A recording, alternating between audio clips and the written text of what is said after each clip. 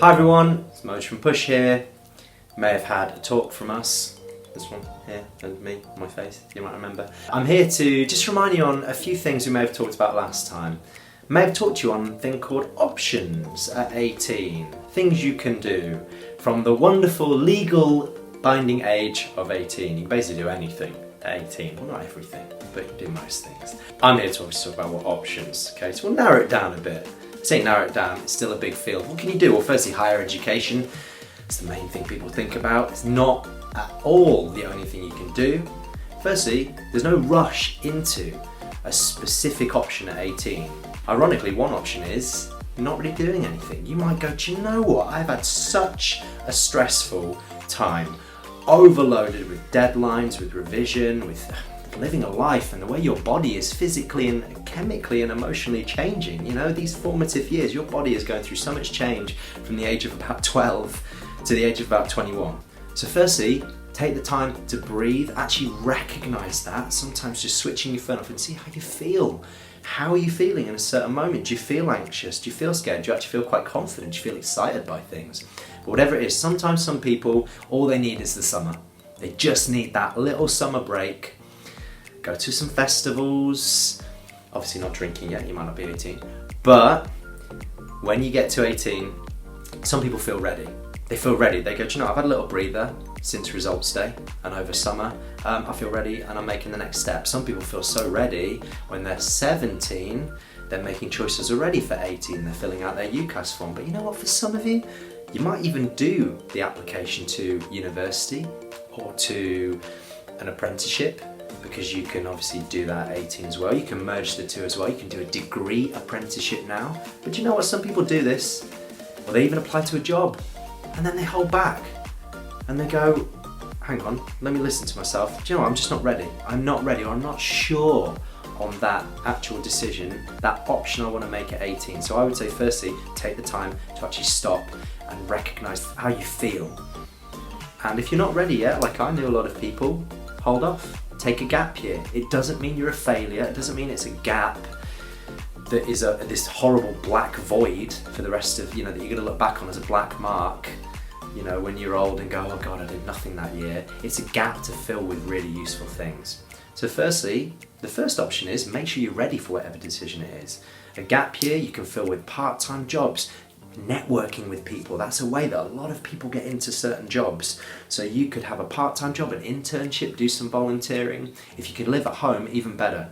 As long as your parents know that you're not lazing about and you're actually being proactive with things, they should understand and go, do you know what? Hopefully they don't charge you rent. You're not paying for anything in the fridge. You're not paying bills or internet. These are things you have to start doing when you move away from home, so you can actually save money and do opportunities that you might not have been able to do once you've got a job or you're off at university. You might be able to do these things still living at home, not worrying too much about the money, things like the volunteering and internships, or just trying out different things. Part-time job, just save up some money for a year before you then maybe go to uni. You could go travelling as well, you could fit a bit of travelling in. Point is, take your time. I've outlined the three main options at 18, guys. Most people either take a gap year or they go to university, and not just university, a higher education course. Remember, higher education is the level of qualification you get. A lot of people go to uni. Some people, they call it a dance school, a drama school, a business school, a medical school, a college, the way you can go and do it. The other one is apprenticeships, as I said. And you can merge the two, degree apprenticeships now. You can do advanced apprenticeships and you can then do higher apprenticeships. Higher apprenticeships are foundation or degree level in things, guys, and they're just as recognised by employers, but make sure the point is you do an apprenticeship where it is recognised by that employer and it links to good opportunities in the future. Guys, the other option at 18, get a job. Nothing wrong with that. I know a guy, got a job, and then at 25 he decided to go to university, and he had a lot more money starting off university than we did. The point is, he only came to the decision that he wanted to go to university after having experienced a job for 7 years. The highs, the lows, maybe some of the stresses, the joys of it. He figured out what he wanted from life and what he wanted from a job through 7 years in a job. Some people know what they want from a job and life by the time they're 18. A lot of people don't. So my point is, breathe, take your time. You're never making these decisions for someone else. You'd never be feeling like you're being forced you know, behind you, someone's pushing you into something you don't want to do. It should always be that in the end of the day, you want to do it. And if you're not ready for it, hold off, because it's your life. And life is a marathon, it's not a sprint. Guys, I should probably talk about the final thing. The other option that people do is a job where it's quite a niche kind of style of training. And I include police, fire service, army, navy and that. Those are niche. They're a very specific type of training where you start the training, they pay you a wage, and you're pretty much in the job from day one as long as you keep passing the assessments. Essentially, they're apprenticeships. They're earn while you learn. So all of those public things you can do, there might be funded courses you can do in healthcare, teaching as well.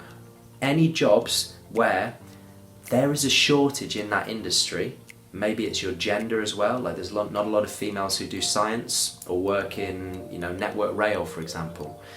Anything like that in engineering or construction, for example, if you're a female, they are throwing money at you, grants and things like that. They might call it sponsorship grant.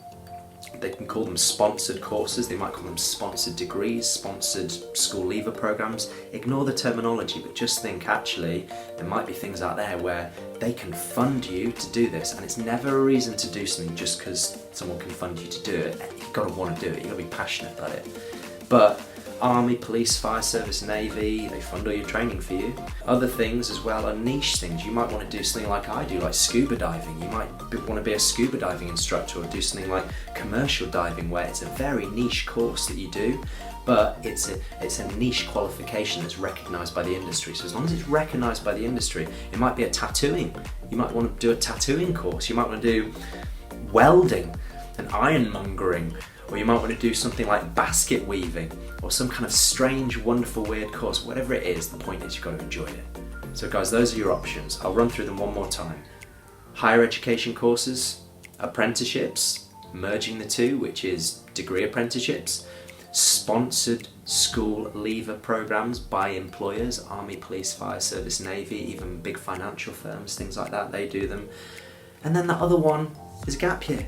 Hold off if you're not sure, but remember the gap is never doing nothing. It might be that, we talk about this at Push a lot, building yourself into a rounded person. You might need that pause to figure out what you want from life.